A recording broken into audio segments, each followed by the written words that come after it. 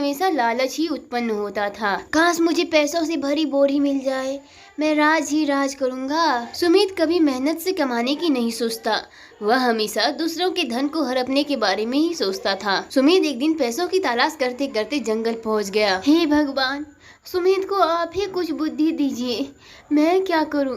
मैं उसे समझा समझा कर थक गई हूँ कि लालच बुरी बला है। कहाँ हो इच्छाधारी नागिन? मुझे पता है तुम यहीं कहीं हो, चलो अब जल्दी से मेरे सामने आ जाओ। सुमित नागिन को पुकारते पुकारते आगे की ओर जाता है कि कहीं उसे नागिन की तलाश हो जाए, पर जैसे ही वह कुछ देर जाकर रुकता है, वैसे ही वहाँ पर एक इच्छाधारी नागिन आ जाती है, जो कि काली विशाल देखने में। नागिन सुमित को देखकर अपने असली रूप में आती है और दोनों ही एक दूसरे को देखकर काफी आश्चर्य हो रहे थे। अरे ओ नागिन, ला अब मुझे जल्दी से अपना नागमणि दे दे। देखो तुम जो भी हो, मैं नहीं जानती कि तुम कौन हो, पर मेरे पीछे मत पड़ो। हम नागिन इतनी तपस्याएं तुम्हें नागमणि देने के लिए नहीं करती हैं। अच्छा, तुझसे तुम्हें बाद में लिपटता हूँ, क्योंकि मुझे अभी तुझे हराने के लिए कुछ भी नहीं है। ऐसा कहकर सुमित वापस घर आ जाता है। उसकी बीवी गुस्से में बैठी हुई रहती है। अरे शीला, अब तुम्हें क्या हुआ? मैं वापस तो आ ही गया। देखो, जैसा तुम्हें कहा था वैसे ही आया हूँ। मैंने तुमसे कितनी बार कहा है सुमित, लालच बुरी बला है, इसे छोड़ दो, वरना तुम एक दिन बहुत पछताओगे, देख लेना। इसी बीच दोनों में बहस होने लगती है और उसे सुमित मनाने लगता है, पर वह मानती नहीं। सुमित शीला को काफी मनाता है, पर वह नहीं मानती। वह हमेशा के लिए सुमित से नाराज थी, इसलिए वह एक भी बातों का जवाब नहीं देती। हे भगवान, आज फिर ये गायब है, पता नहीं मैं इनका क्या करूं। हे भगवान, आप ही कोई रास्ता दिखाइए। शीला मन ही मन में सुमित की जाने का अफसोस करने लगती है, क्योंकि वह हर रोज बिना बताए शीला को किसी गांव में दूर दूर तक कोई घर नहीं था।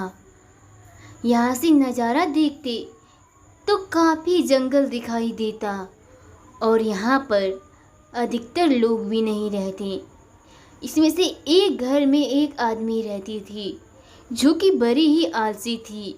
दोनों बहनें काम नहीं करना चाहती थी। छोटी बहन बड़ी को काम बताती तो बड़ी बहन छोटी को। कल सुबह होते ही मैं घर से निकल जाऊंगी, फिर देखती हूँ रिंकी कैसे काम नहीं करती।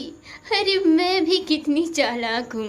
ऐसा कहकर नैना फिर नए नए बहाने खोजने लगती है, क्योंकि वह काम नहीं करना चाहती थी और नैना बस सवेरे होने का इंतजार कर रही थी। और जब सवेरा हुआ तो रिंकी भी काम करने के आजकल से नहीं उठ रही थी, क्योंकि वो भी अपनी बहन से कम नहीं थी। अरे ओ महारानी, चल अब उठ जा, मैं काम से बाहर जा रही हूँ, तब तक तुम घर की सफाई करके रखना। नैना ऐसा कहकर उसके पास खड़ी रहती है, पर उधर से कोई जवाब नहीं आता और इस पर नैना उसके जवाब का इंतजार करने लगती है। लगता है महारानी नहीं उठेंगी, मुझे क्या, मैं भी सोने जा रही हूँ, मुझे भी कोई काम नहीं करना। ऐसा कहकर नैना भी अपने कमरे में आ जाती है, पर उसे भूख के मारे नींद नहीं आ रही थी।